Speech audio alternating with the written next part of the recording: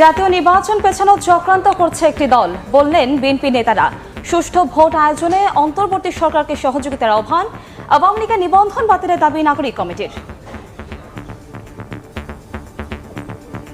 যখন interim government একটা নির্বাচনের কথা বলা শুরু করলেন, তখনই আবার আপনাদের মুখে স্থানীয় সরকারের নির্বাচন।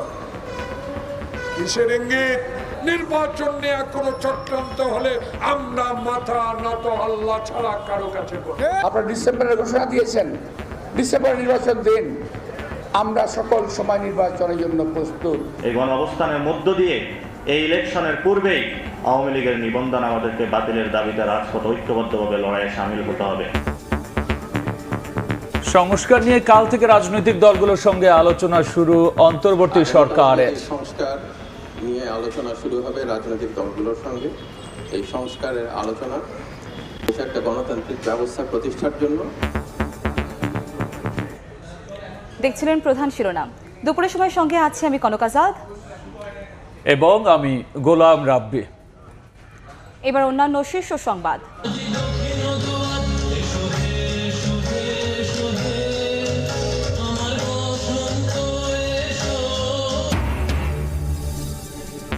ফাগুন হাওয়ায় নগর জুড়ে ভালোবাসার উৎসব, রঙিন সাজে প্রাণ প্রকৃতিও।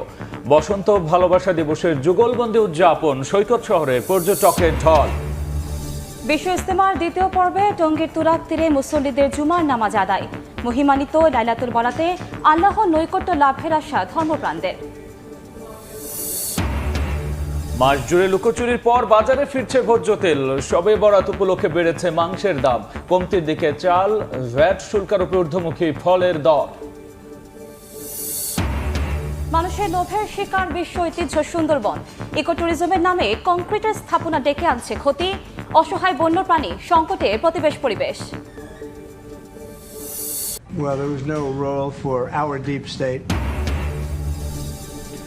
বাংলাদেশে পট পরিবর্তনের সংশ্লিষ্টতা নেই যুক্তরাষ্ট্রের, বললেন ট্রাম্প। প্রশ্ন এড়িয়ে গেলেন মোদি। দুই নেতার বৈঠকে বিশ্ব শান্তি প্রতিষ্ঠায় কাজ করার অঙ্গীকার।